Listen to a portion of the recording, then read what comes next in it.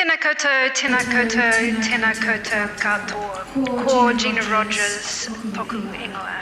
It is a pleasure to be here this evening. I'm going to keep putting my glasses on and taking them off in the spirit of someone who needs completely different sight to be able to see. I would like to, firstly, to come into the room this evening and to hear the energy about all the discussions that have been going on during the day. I'm sorry to have missed it.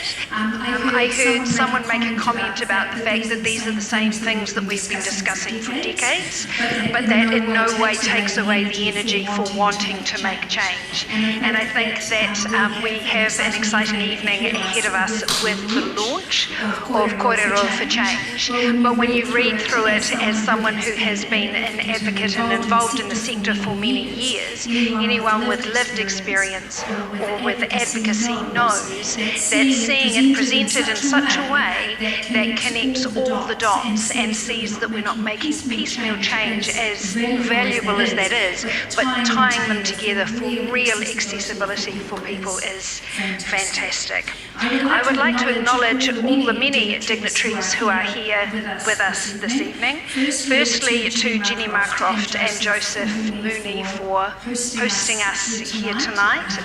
It's lovely. There you are. I'm gazing around.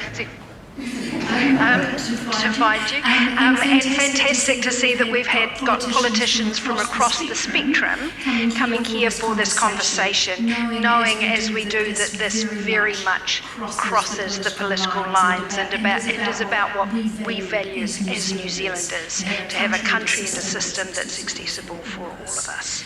I'd also like to acknowledge all the many people from the sector, including the co-chairs Rebecca Graham and Amy Hogan, and of course Paula Tesoriero, who is here with us and we'll be hearing from shortly. It's great to be able to come together to further this important and ongoing conversation. Now, as you might imagine, I'm here actually to do some housekeeping rather than to say anything interesting compared to our speakers. So should the fire alarm sound, please, everyone, evacuate the venue via the same route you entered and follow the directions of security and staff. It's up to you whether you throw your arms in the air as you go or not. And we'll all meet at Bulger Park, which is where Broadcasting House used to be if you're in old money. So it's just across the back there, and we'll stand there and support each other. In the event of a medical emergency, obviously, we'll support each other and calls can be made. Earthquake, we know the drill. It's an important time for cuddling, so stop, drop, cover and hold, and hang on to your neighbour and make sure that they're okay and you're okay as well. The toilet facilities are located actually, which way? Are we heading this way or we're heading that way? This is why we invite MPs to these events, because they have the added knowledge of knowing where the bathrooms are. So thank you very much, just heading out this way. A reminder, of course, that Parliament is smoke-free, and if you're able to, please turn your telephones off, particularly my phone if you find it, because I've left it somewhere, and if my children ring you, then do just answer their question quickly and tell them that, no, they can't eat fried chicken, they need to eat the dinner that's been prepared. So this evening obviously follows the sessions already held today on why accessibility can't wait and why we have to take the change now. For those of us with lived experience, as I say, we know that it's about far more than small change, it's about big change. I've been fortunate enough to work in the sector, and one of the things that stuck out for me when I was looking at the documents before coming here tonight, I can't help it being a journalist, is that I look at the numbers. And a few years ago, I was privileged enough to pull together an international conference that was about employing people with intellectual disabilities and fair access to employment, the benefits for employers as well as for employees. And the quote that I love to see is when we talk about people wanting to be in employment, wanting to have jobs, and we had this fantastic discussion about the privilege of paying tax. Now, all of us here, and it's such an appropriate place for it, are delighted. It's a woohoo for the privilege of being able to pay tax and the idea of being participating in society, paying and having responsibilities as well as access to the same things as other people is incredibly important. I noticed that in your amazing report, the employment gap, if we were to close the employment gap between disabled and non-disabled New Zealanders, this alone could increase GDP by an estimated 578 million. But before we go shopping, we're going to have to do a bit more work here tonight. So it is my privilege and my pleasure to introduce Access Matters Aotearoa's co-chair, Dr. Rebecca Graham.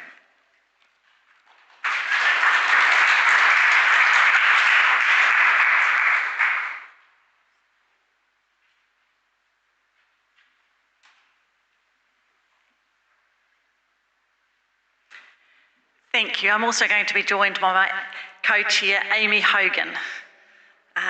Thankfully, there is a ramp up to the stage.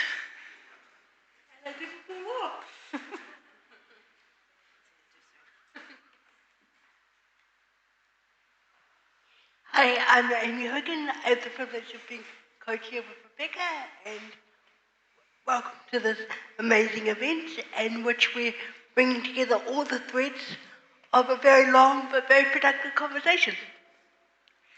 Thanks, Amy. Kia ora koutou, I'm Rebecca and I work for Parents of Vision Impaired, which is a national charity that provides advocacy and peer support to parents who have a blind, deaf-blind, low vision or vision impaired child.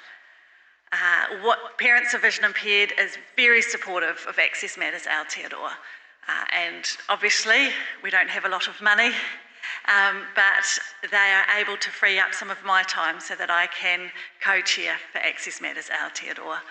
It's a big privilege, and honestly, most of what I do is just make encouraging noises.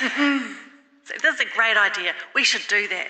Kōrero for change, what a great idea, we should do that. A parliamentary event, marvellous, we should do that.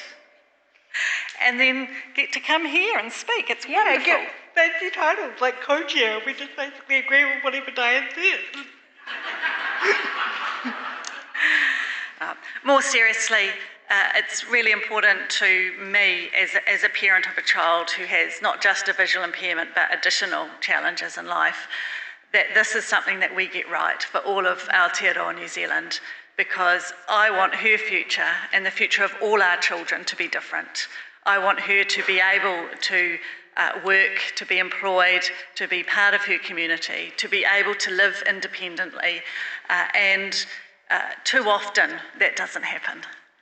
So I'm very excited to support Access Matters and accessibility, because I know what a difference that's going to make, not just in the lives of families right now, but in the lives of our children as they grow and participate in New Zealand.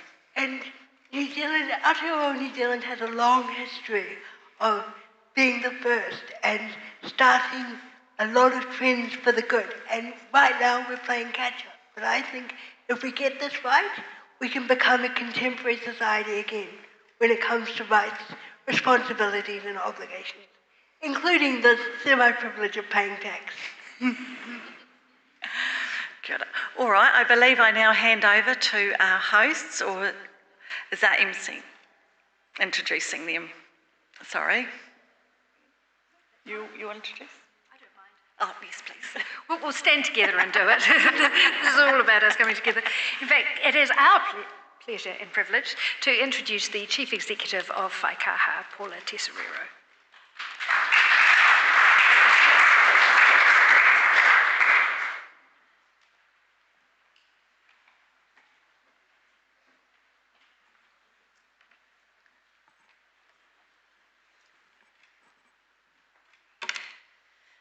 E ngā mana, e ngā reo rangatira mā, tēnā koutou katoa.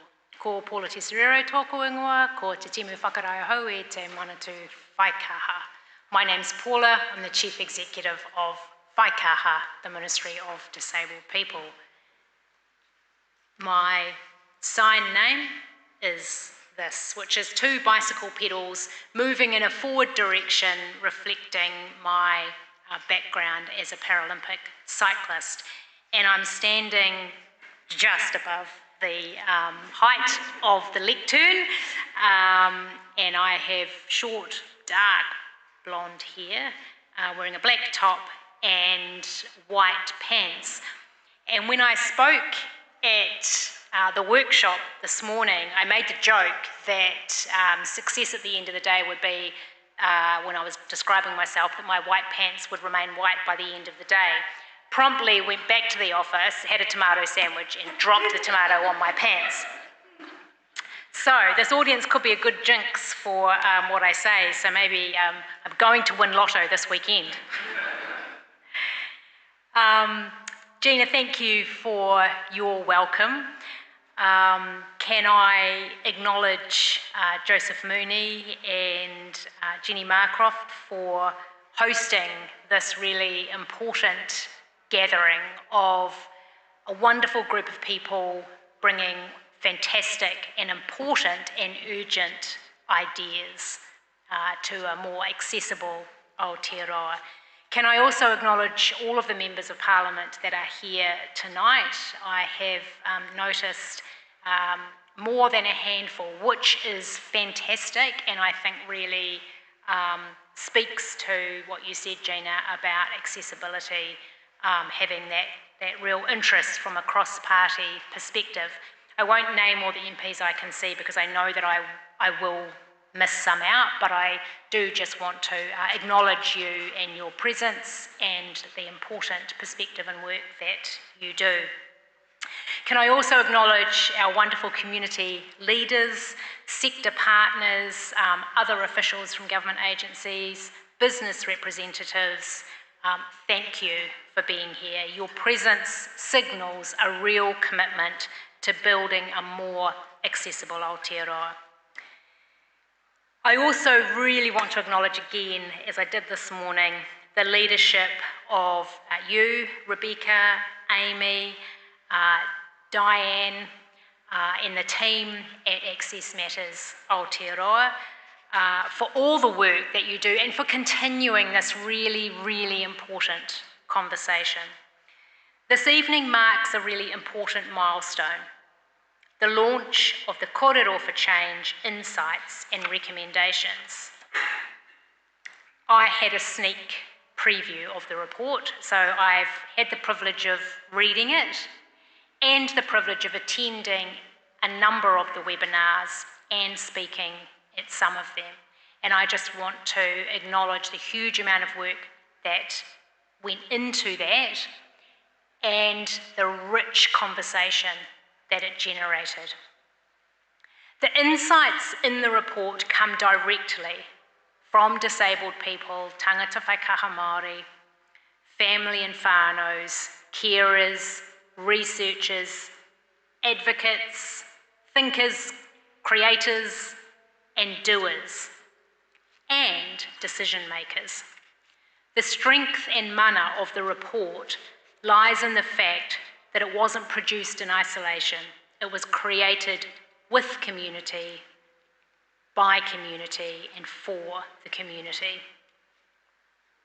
The report helps set out a guiding map for the future. At Waikaha, the Ministry of Disabled People, we were really pleased to be able to contribute our funding to the webinar series and support for bringing the report together. Accessibility is fundamental to our well-being. It really determines whether people can participate fully in work, education, community life, and in civic engagement. But more than that, it strengthens society, gives everyone a fair go. And when we design well for disabled people, everybody benefits. It is an investment in people, in inclusion, and in Aotearoa's future prosperity. We all know the social benefits of accessibility, And Gina, you touched before on the report that Whaikaha commissioned through the NZIER as an update to the valuing work started by Access Matters Aotearoa. And it showed that if we close the employment gap in New Zealand, we would see an increase in $578 million in GDP per year. And if we improved educational outcomes for disabled people, we would add to that another $132 million to our GDP every year.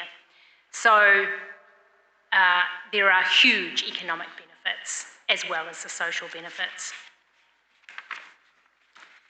At Whaikaha, the Ministry of Disabled People, we are committed to working with other agencies, with our community, with business, to really support programs on accessibility.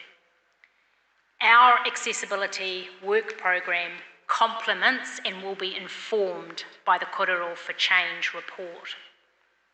Our accessibility work program is also designed to address the critical barriers in New Zealand around accessibility.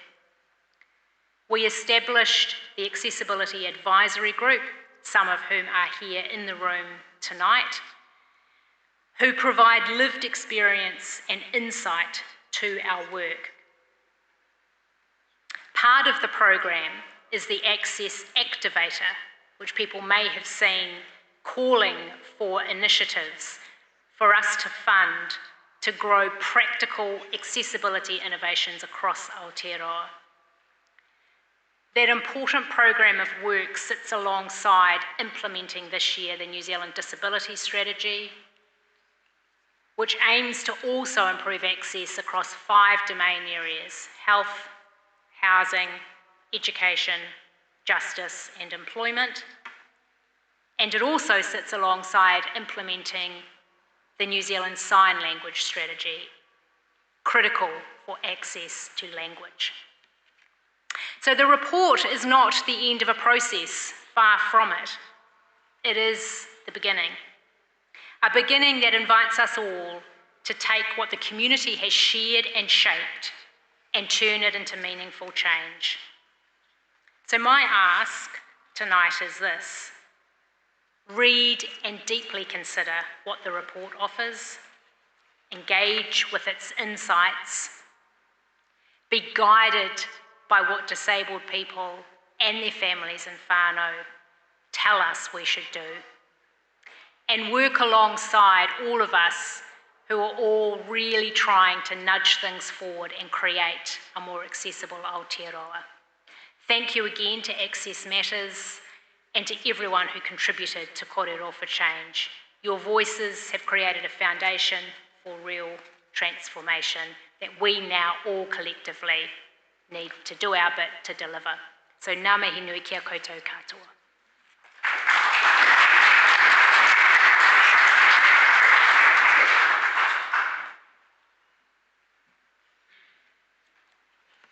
Kia ora, and thank you so much for that, Paula. Now, I know that there have been some fantastic panel discussions during the day, and for those of us who've missed out, we now get a chance to see one of our own. And it's my pleasure to invite up Tim Wilson, who is the Executive Director of the Maxim Institute, who's going to lead us in this next panel.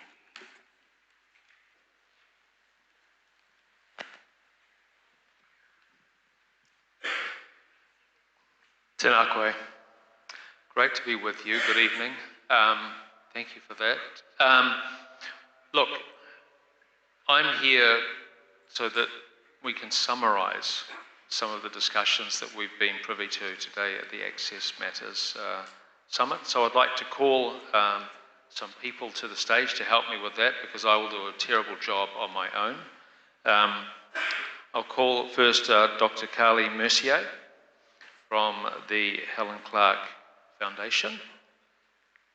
What's that? Oh. Not doctor, but extremely smart nonetheless. And also extraordinarily humble. I think a certain class of person would have just grinned blandly and taken their seats. So thank you, Carly. Also called Daniel Clay please. Cerebral Palsy Society of New Zealand. And also call up Mojo Mathers, please.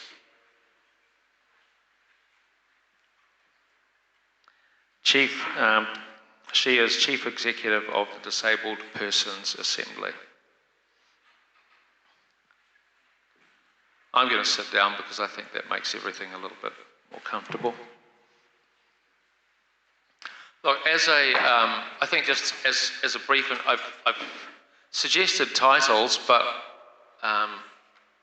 what's been evident to me in the Access Matters Summit is that data also produces stories, and we are people of the stories. So I would just like our panellists first to just quickly express in your own terms who you are and why you're here. So I'll start with the most humble person on this panel. Carly, could you start? Tēnā koutou katoa, ko Carly Mercia toka wingoa. I'm Deputy Director at the Helen Clark Foundation and WSP Fellow. Helen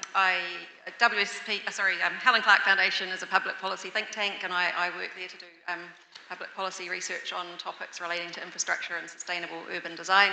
Recently did a report on age-proofing Aotearoa, which is around our changing demographics and how we're actually going to cope in terms of providing infrastructure for people as they age. And there's necessarily a lot of thinking in there about accessibility issues. So that's why I'm here. Also, in terms of lived experience, I have a daughter who's very disabled, and so I can talk a bit about that and some of our experiences there also. Kia ora, thank you. Daniel. Kia ora koutou, ko Daniel Clay toku ingoa, here au no Ngāti Whātua, Ngāti Paua me te Akitai Waiohoa hoki. Ko au te hiamana o te rōpū hokai Nukurangi. Kia ora, I am Daniel Clay. I am the chair of the Cerebral Palsy Society of New Zealand, and we support people with cerebral palsy. My lived experience is through my daughter, Indy, who's 13 years old. She's a wheelchair user, so I've had at least 13 years of experience with disability and accessibility being the theme of today. I'm also the chair of the housing working group that assisted with the disability strategy refresh and co-chair of the accessibility advisory group, among other things that I do. So kia ora. Mojo. Good evening, I'm Mojo Matthews. My sign name is Mojo Matthews, which is designed for glasses twice. I am the current Chief Executive for the Disabled Persons Assembly, and I'm also a former Member of Parliament. I was the first profoundly deaf Member of Parliament from 2011 to 2017. And I'd just like to acknowledge Julianne Ginter, because who is one of the colleagues that I was during my time in Parliament. In fact, we were elected at the same time together. And I'm here today because accessibility is one of the core rights for disabled people that we want to see upheld in Aotearoa, New Zealand, because it impacts on all areas of our lives. I hand back to you now, Tim. Kia ora, Mojo, thank you. And look, tonight the vibe is, it's about a half an hour before the pub closes. I want it to be robust, contentious. If someone says something that you don't agree with, don't hesitate to jump in, but no fisticuffs, please. And yet also we want to be able to articulate what the way forward is, given the discussions and the kōrero we've had today. Let's just start with the summary. Daniel, you're the man. You're the thorn between two roses. The man in the middle, I was about to say. What grabbed your attention today, and why, out of the discussions? Two things. First, the emotional and administrative burden on people with disabilities and their whānau of navigating everything. Accessing services just wears people down. My area, one of the things I do in my spare time is housing development up in Auckland. and that's one of my areas of expertise, let alone trying to get an accessible house. The day-to-day grind is a huge burden for people. The other thing that came out, and there's some great researchers in this group and in the community and in the academia world, is the data on the cost of inaccessibility. And the upshot is clearly that if our world, our built environment, our systems and our housing was made more accessible, it'd actually be a net savings. So housing inaccessibility, for instance, goes directly to health costs, including carer costs. It goes to ACC, it goes to injuries. So we survey our members in the Cerebral Palsy Society about housing and holiday accommodation and the like. And one of the things that comes through is the injuries that people face in living in inaccessible environments. And of course the long wait times to get an accessible home. So there's the health costs, there's the employment costs or the lack of employment as a result of, I think one of the comments was, we no longer institutionalise our people with disabilities, but we exclude them through inaccessibility, and arguably it's quite a similar impact. So all that potential saving that could be had if our world, our environment, our services were made more accessible. And I think what was interesting for me was the sense of an early intervention prevents greater expense mojo further down the track. So that was something that, in fact, savings may be obtained if there are sooner interventions. What caught your attention?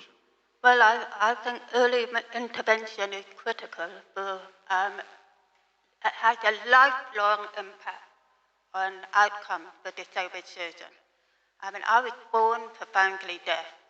If there hadn't been early intervention throughout my growing up and providing me with access to education, access to learning, I would never have had the life opportunities that I now have. So it's absolutely fundamental for disabled children to have their rights upheld, to access the support they need, and for their families and whānau. And what caught your attention from today's discussions in particular? Well, I came in late because my flight was delayed, but the key statement at the end that I thought wrapped it up really well was, we have been advocating for more than 30 years. Some of us around still have been advocating for a long, long time. And the issues are the same, but what she said was that we now have a wealth of data and evidence and research and reports that show the impact and capture it. So, previously we said we can't act because we don't have the evidence. But now we do have the evidence and we do have the data, and we can say, yes, do the right thing by us, by our communities. Thank you, Mojo. And Carly, as a researcher, I'm sure this is someone who likes to deal in data. This would have been a feast for you. Absolutely, it was a really interesting day for all sorts of different reasons. The things that jumped out at me, I would tautoko what Daniel said about the difficulty of navigating the system. From our personal experience, we felt thrust into a world which we had absolutely no guide or map for. For example, it took us 3 years to discover we were entitled to $60 a week for my daughter. It took us about 4 years to work out we could get taxis and bus passes, just really simple things like that. There's no map. A lot of the discussion today talked about things like the need for navigators for the system, and then someone pitched up with the idea that actually it's not navigation we need, it's a simpler system so that a navigator is actually not needed, which I was like, yeah. Also, there was a lot of talk about transitions and how transitions between early childhood and school and education, tertiary, and work, and how each time there's a transition that's not accessible, people get further and further behind, and the result there can be a huge disparity in terms of economic outcomes. The crystallising phrase for me was, one of the commentators said, you need a PhD in bureaucracy to navigate the system. That's right, and it's So, absolutely exhausting. Absolutely exhausting. And also, again, to Daniel's comment, the emotional exhaustion and fatigue that induces. So let's try and get it down to NCEA level. Are we agreed? Absolutely, get it down to NCEA level, but also the poverty which it can come out of it. So we heard about IHC research that people with intellectual disabilities are 3 times as likely to lack basic necessities, for example. And, certainly in my personal family, my sister is on the supported living payment, was offered an amazing job illustrating a book for $10,000, went to WINS, told them what she was getting, got absolutely $0 out of that at the end. So she's just, every single piece of earning that she got there was clawed back. And just like the question there is, are we wanting people to just survive, or are we wanting them to thrive? Because that money could have helped her progress in all kinds of different ways, her health, and help her get back into full-time work even potentially. So things like that jumped out really strongly from today.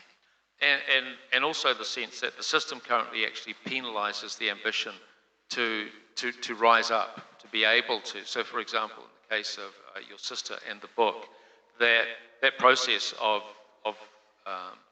doing the illustrations would have allowed her to move on perhaps to other things, and it's formative as well. And I think, Daniel, just reflecting on the importance of employment, that was something that really stuck out for me too, that people with disability struggle to be employed because of a variety of factors. Did that catch you as well? Yeah, look, people with disabilities are at the bottom of all the good stats and the top of the bad stats, essentially. And fundamentally, income levels are low, and that affects everything. And it starts with education, inclusion in education, going through that myself with a 13-year-old daughter in a wheelchair, moving on to employment, income, housing, public housing versus housing rentals or ownership. So it permeates throughout the whole system, and if we can achieve accessibility in all of those domains, it's going to basically lift the tide. Look, one of the other things that came out today is we're all in this room preaching to the choir, albeit with some really good new data. So your point's a really strong one. You know, what's changed over the last 30 years?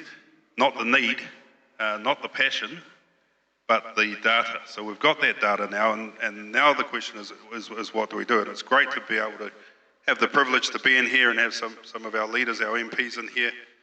You know, we need to gather up that data. We need to have and the Access Matters report's a great next step. You know, a publicity campaign, because Kiwis are not ableist on purpose. A lot of Kiwis are just ignorant to the challenges and to the effects of an inaccessible world. And I'm sure that if our community understood, they would support it, and in turn, our parliamentarians, our lawmakers will support it, because ultimately it's the R word, and I mean regulation. And we've gone through the accessibility bill, and that's on the side, but it could come back. It's ultimately about regulation, but to get there we need to win the hearts and minds, and we do that simply with data and information coming from the disability community. There are some things we can do short of regulation, so it's not all or nothing, and I'm happy to talk about that in terms of housing, but I don't know how long you've got. And I forgot what your question was. You know what? My questions are merely a prompt, so you've taken the ball and run with it. Actually, and this is the I think was the great thing about the day, was that there's a mixture of new data and also stories and anecdotes. And Mojo, I just wondered, is there an anecdote that you heard today that at the summit that encapsulated some of the issues we're grappling with? It may be a personal story, or it may be something that a comment that was made that triggered something in your own experience. I'd like to share that, please. Well, a lot of the discussion was around access to buildings and just the sheer importance of access to public spaces. And in fact, it reinforced what the submissions that were made to the previous Accessibility for New Zealanders bill, and where there were, over 500 submissions made by disabled people and organisations. And there were more than 400 stories shared of the barriers that disabled people face. And more than 200 of them were just about the barriers to accessing public spaces, public buildings and transport.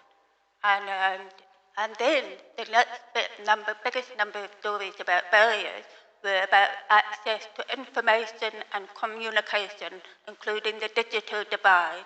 These are fundamental barriers that ripple impact throughout all areas of life. But the other way I think of it is that if you're excluded from a public space because of accessibility barriers, that is a form of segregation. You're being segregated from society. You can't participate in public life. And the thing is that all of us are impacted by inaccessible buildings in one form or another, whether we're directly disabled, or because we have a fan or a family member who's disabled, or because we may become disabled at some point in our lives, whether it's from aging, or whether because we have an injury, or whether we get a stroke or a chronic illness.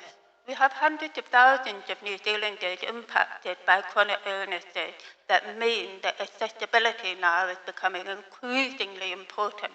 If we want to future-proof our society, if we want a more resilient society, then we have to have accessibility as business as usual, not as an optional nice to have. It's fundamental. I'll get it out of the way because I know you're fired up about this. You've done research on it. Well, I was just wanting to yeah. comment from personal experience, actually, go ahead. on the chronic illness thing that Mojo mentions. We've got something like 400,000 people that have experienced long COVID in New Zealand. The data was out last week. 185,000 people that are currently living with it.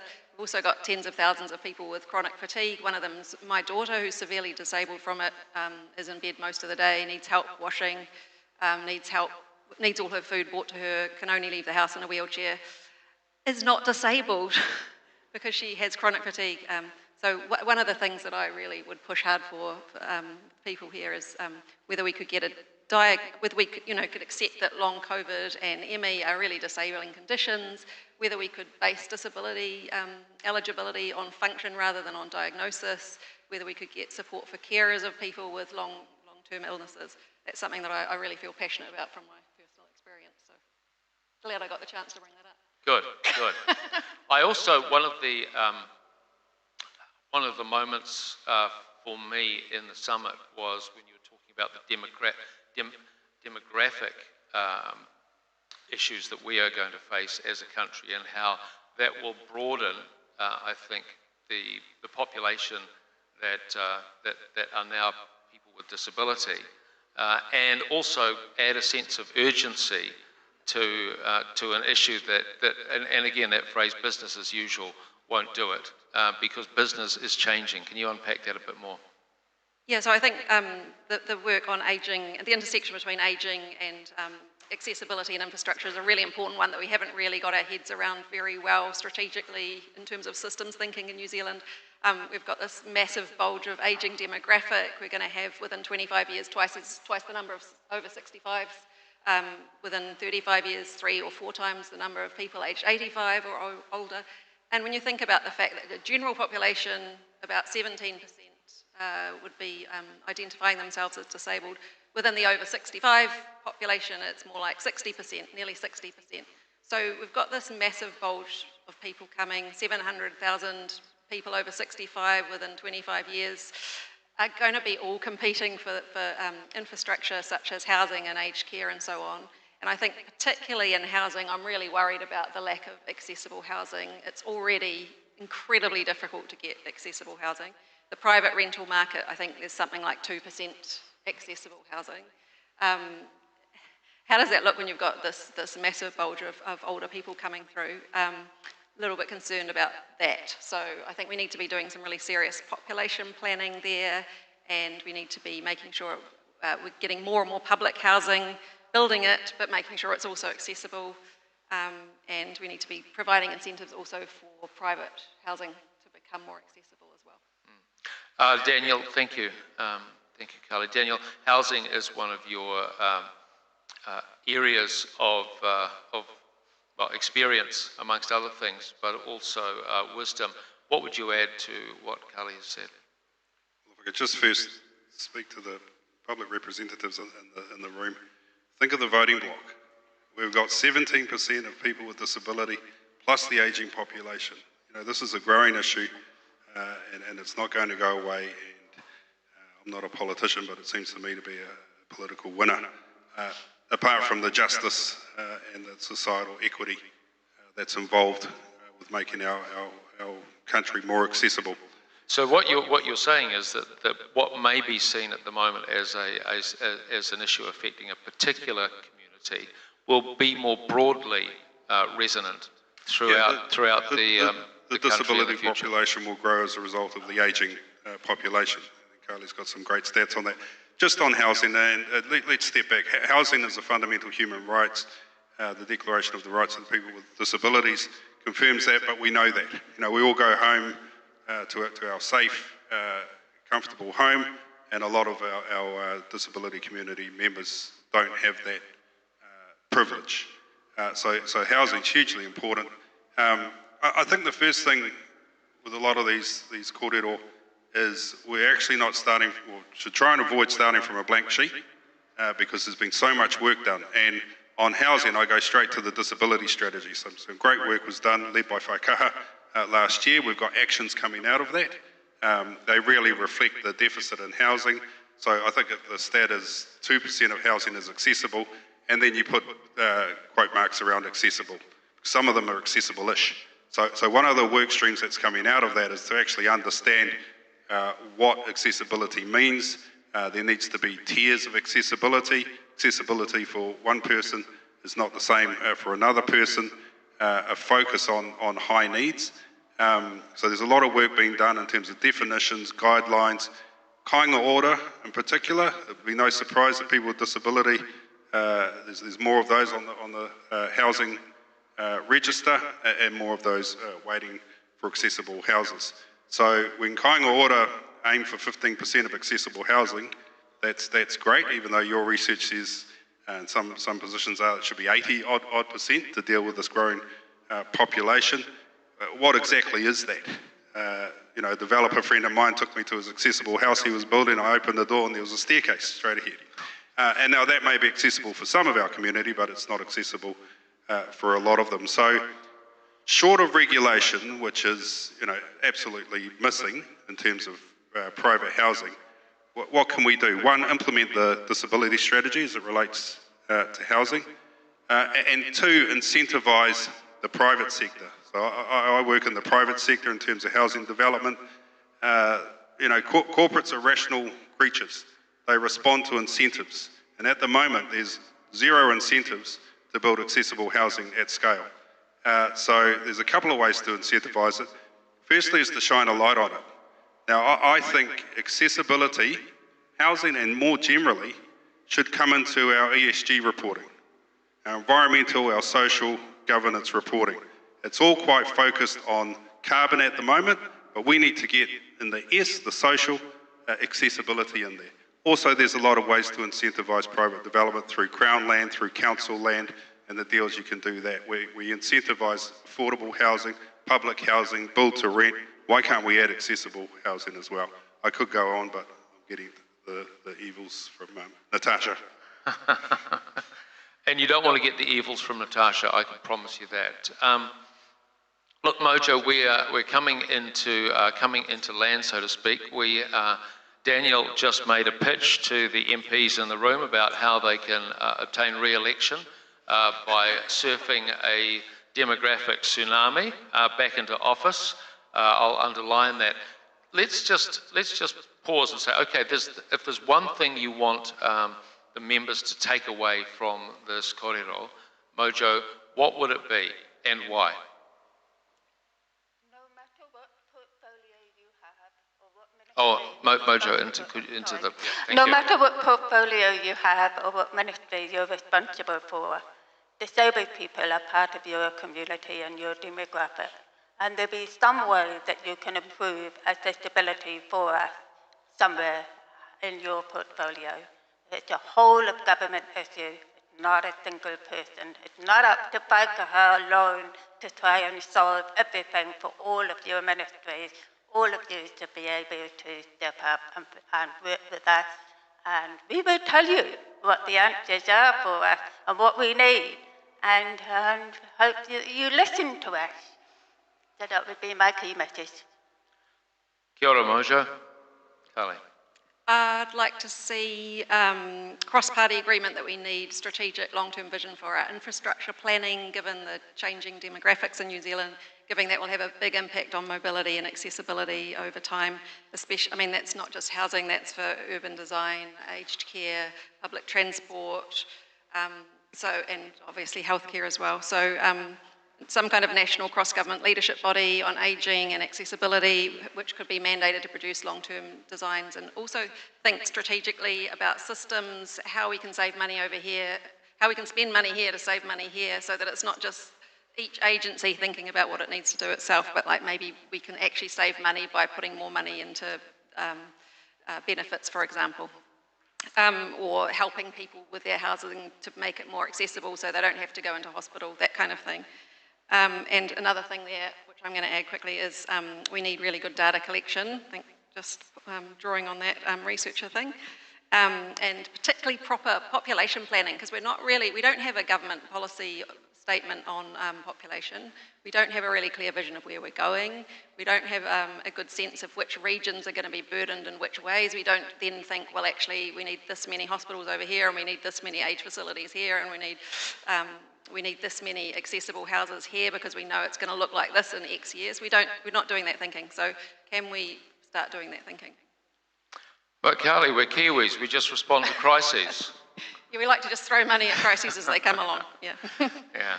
Well, look, and I would add to that just that one of the takeaways that I would certainly appeal to you about is accessibility to employment.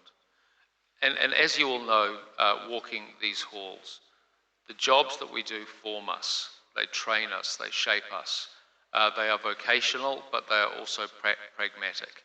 And so to be able to have more people who have disabilities, people with disabilities in work, will then, I think, take some of the pressure off the system. So enable that. Don't penalise people with disabilities for getting jobs. Encourage them to do that. Look, Maxim Institute has done some research on that, and much of the issues still hold up. We did it a few years back. So, look, the ball is now in your court, and we're about to launch this astounding piece of research. But I ask you to put your hands together for our panellists, please. Thank you.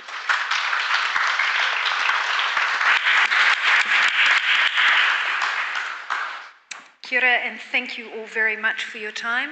I want to welcome the Honourable Casey Costello, who has joined us, and also ask Joseph Mooney and Jenny Marcroft to come and launch our incredible report for us.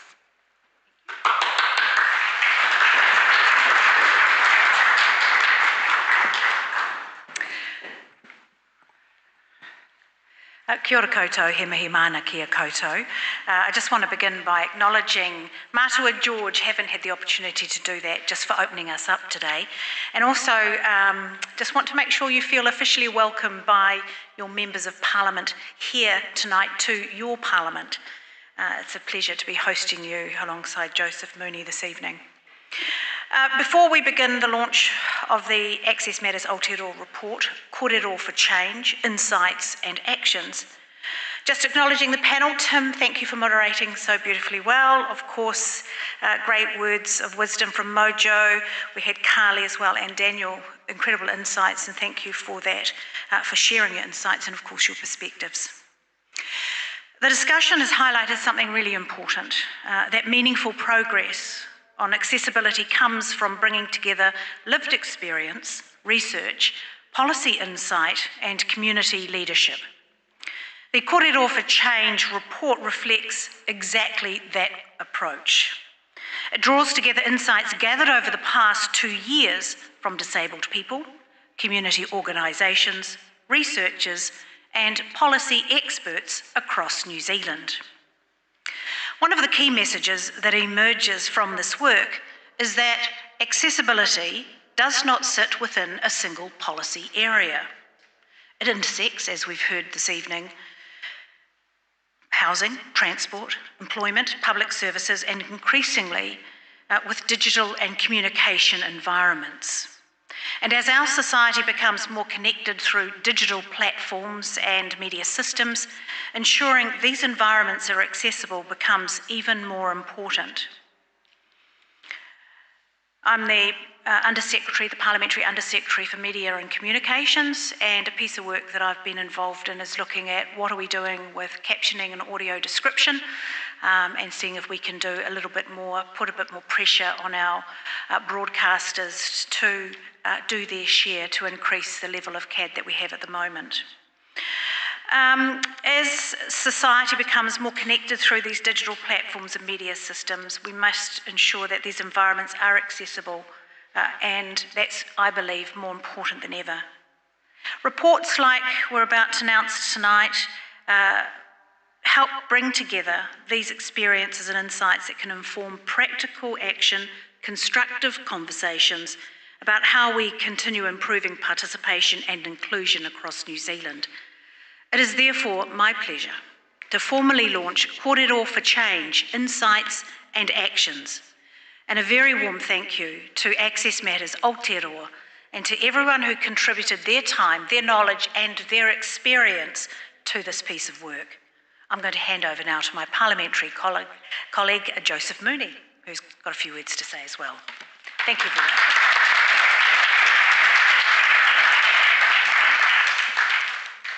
Good evening, and tēnā koutou katoa, and thank you, Jenny. Thank you, Rebecca and Amy, for your leadership and helping pull this together, and to all of our parliamentary colleagues here tonight, but all of you, thank you. I've heard it had a very good day, some very good discussions, and this panel discussion was very good, so thank you, Tim, for moderating that. And a very important discussion at that. Accessibility is something that I know from my work as the chair of the Social Services and Community Select Committee, but also personally with family members, and also as a representative for my electorate. And it's something that I know is incredibly important for a huge number of people. And it's not just the individuals themselves who need that accessibility, it's makes a huge impact for their families and their friends and the wider community. So it's important for all of us. The perspectives we heard tonight highlight the value of bringing together lived experience, research, insight, community leadership and policy thinking when considering how accessibility can continue to improve in New Zealand. The Kōrero for Change Insights and Actions report that has just been launched reflects exactly that kind of collaborative effort. By bringing together insights from across communities, organisations, researchers and policy experts, the report contributes to an important national conversation about accessibility and participation. It also reminds us that accessibility intersects with so many areas of public life, including transport, housing, employment, services, digital environments and education. Work like this helps ensure that the experiences and perspectives of disabled people are part of the discussions that shape future policy and practice. I would like to acknowledge Access Matters Aotearoa for the work involved in bringing together the Kōrero for Change series and for producing this report. And thank you to everyone who's contributed their time, their knowledge and their lived experience to this really important work. And thank you for all of you for being here tonight for this really important discussion, conversation, and for your ongoing commitment to improving accessibility across New Zealand. Thank you.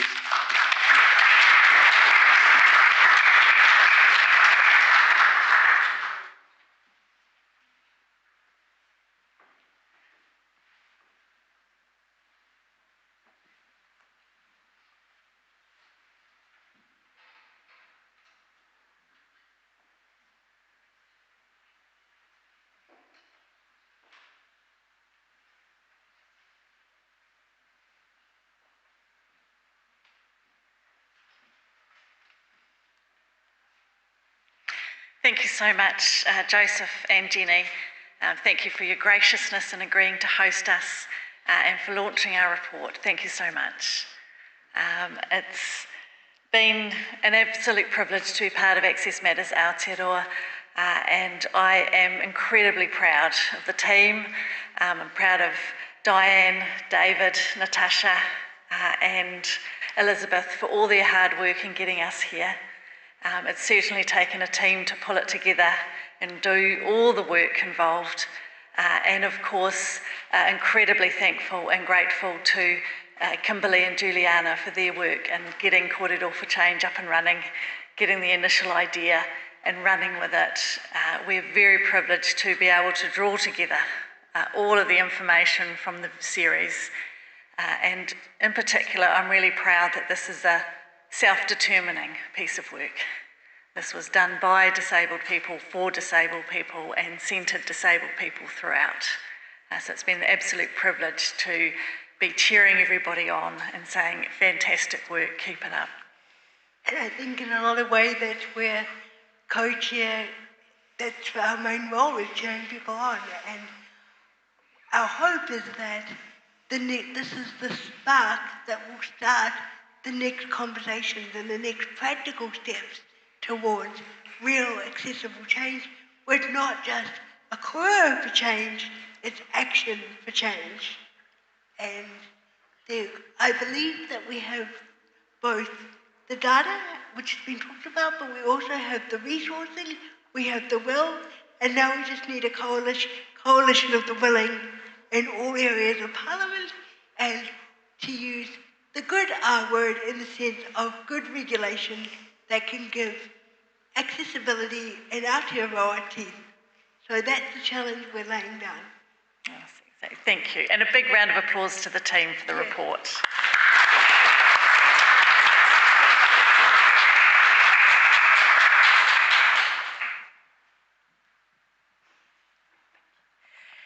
Congratulations then to Access Matters Aotearoa on this work. Imagine where we might be in 10 years' time. Imagine what a win might look like. If we have discussions here about trying to get homes that are accessible. What if not only you had a home that was accessible, but you could go and visit your friends because theirs was accessible as well? If you got into your local school and it was a local school that worked for you, and you could go to swimming lessons because it didn't matter if your teacher aide wasn't there and you were still able to attend. That you could get the diagnosis that you needed, and not because of a postcode lottery or because you happened to be talking to the right person, but because the system was there to support you. And then when you got your diagnosis, it wasn't the end of the line. There was a whole system of health and connection and social services and the things that you needed to have a great life, and a life that looks similar and has the same hopes and aspirations as everybody else. So the challenge then for Access Matters Aotearoa and for all of us is to take this document and see what we can do when we come and meet here again in 10 years' time. So congratulations.